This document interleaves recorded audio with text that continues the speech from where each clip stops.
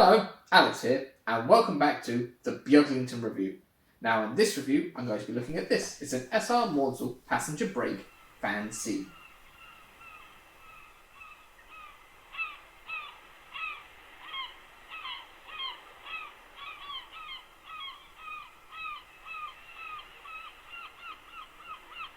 So yes, I've managed to get a hold of a passenger brake Van C. It's an early one, it's from 2007, which is I think when Hornby introduced it. And this one is R4301B. It's number 721. I think the other one that was out that year was number 753 or something, which I think I had. I think I sold it to someone else. So I'm going to open this up and have a look because they're really detailed from what I can remember. Mine had the problem that its window had fallen out, but this looks to be alright, I think. And I'm mainly doing this review because, one, I wanted to get one of these, but also Hornby has a new version of the Van C coming out in a departmental livery. So this will give you a bit of a look at what you might be getting your hands on if you buy one.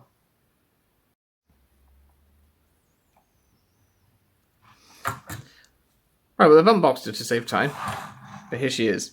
The SR Maunsell Passenger Brake Van C. As you can see in the top corner, it says 721. And as you can see from the outside, all the metal strapping over the wooden panels.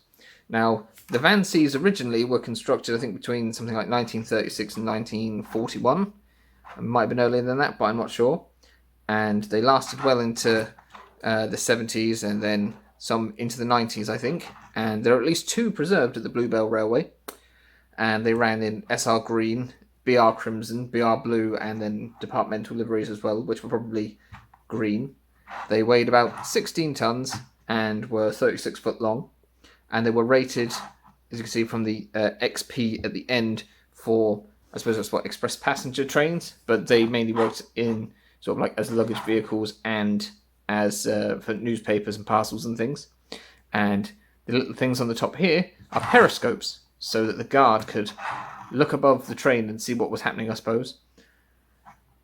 And now, as I said, this one was released 15 years ago, although there is a new one coming out supposedly, I think on their website it says winter 2022 to 23, but you know, I can't say for certain because it's been a while since I looked at it, because I've had this for a little while waiting to review it, but I think that's what it said on the Hornby website. But check it if you want to. Whether you have one pre-owned or not, I'm not sure, but yeah. So I'm going to show you a bit more of the detail, and from what I can remember, these are actually really quite detailed. So this was sort of when they started bringing out their super detailed Maunsell coaches. So I'm just going to refocus, and you can see it's got individual like door handles and grab things, and there is some molded detail, as you can see here, and where the sort of chassis plate there is, but the window sills are sort of picked out in this brown kind of thing. I don't know what you would call that. I suppose is that for the drop lights or something? I'm not sure. And there's double doors at either end, so you can move large goods in, I suppose. And you can see the end there has some writing on it, which I might be able to get my camera to focus on. There's the 16 ton there. I think it actually says 39 foot, is it on that? It's too small for me to read without the camera there. Obviously, there's a separately fitted sort of brake pipe there. But some of the really impressive detail is on the bottom, because it has actual brake rigging, which is actually quite fine. There we go. Sorry, I had a bit of trouble focusing there. And it fits into these brake shoes around the wheels. And obviously, there's like the brake cylinders and stuff, and it has NEM coupling pockets. But interestingly, the axles are held in a sort of cradle. They don't actually go into the axle boxes, which is probably because they have a long wheelbase and it makes it easier for them to go around corners. Because I don't know why else you would model it like that, but I think that that's quite an interesting feature. I'm not sure how that will make it behave going through my points test, but we'll find out. And like I said, these are very fine plastic things, and I'm surprised that they're still intact. But I suppose whoever had this before still had it in the box, and the wheels are fairly clean, so it probably hasn't seen that much running from what I can tell. And obviously you can see the footboards there by the doors. And also an interesting feature of this is that the buffers on these are actually sprung. And they have a sort of flat, depressed centre as well, which gives a slightly different colour. It's almost like they've got the grease on them in some lights. But yeah, so it's got sprung buffers and it's got little thin metal handrails at the end as well. So all in all, the Hornby Van C is, and you've probably seen it if you own one or if you've seen it in a magazine or whatever, you know, it's a very finely detailed model, and you know, that's pretty impressive for 2007, and it still looks fantastic today. So now I suppose we shall have to go and do a rolling test and a coupling test and get it through the points. Okay, so I'm going to do the free rolling test, and I do suspect that the way that the wheel is cradled, as opposed to having pinpoint axles, is going to affect how free rolling it is. I haven't tried this yet, but I'm going to do it on first radius, and then I'll do it on second and third radius, because it's quite a long wheelbase. Because I don't think I'm worried it's actually going to tip over if I give it any force. But okay, that was not particularly impressive, to be honest. So I'm going to try it on the middle here. Let's see now. So if I can get it to stay on the rails. That's the problem with some of these longer wheelbase things, isn't it? Should put it on the straight or use the Hornby railer, maybe. I'll just get that out of my drawer. I have the Hornby railer from Beagle set, so I can use that to get it onto the track, hopefully. There we go. Now we can bring it around. Now, stop in the corner. 1, 2, 3. Yes, okay. And just for good measure, I'll put it onto the third radius and give it a go. Okay, slightly better. But what if I try it on some already flat track? So we're going to go 1, 2, 3, and...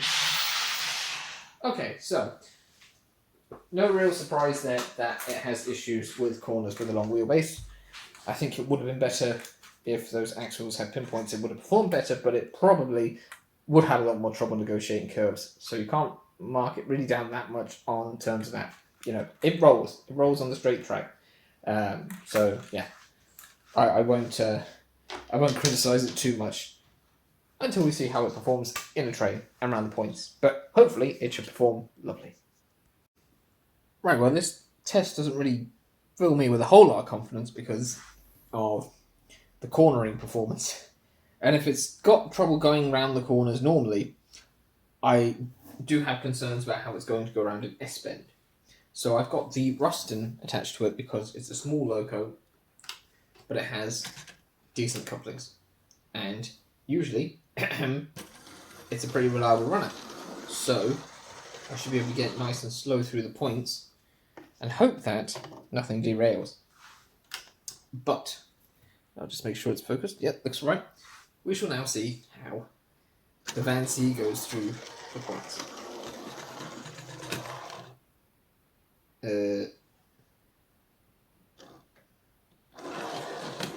Oh, phew. Right. Well, it went through that time anyways. Go through. Yes. It does seem to get a little bit stuck. Try a bit faster. But it's actually doing alright. So I would say that that's pretty successful actually. That has alleviated some of my fears. I'm now going to couple it up to another van, which is a Lima bogie sort of utility van or whatever. So another sort of Castlesy newspaper van. I'm going to see if it will follow it into the siding. Okay, and then I'm going to uncouple the Ruston quickly, and I'm going to go grab another one, and I'm going to couple it into the middle of the train, and then I'm going to pull them all out of the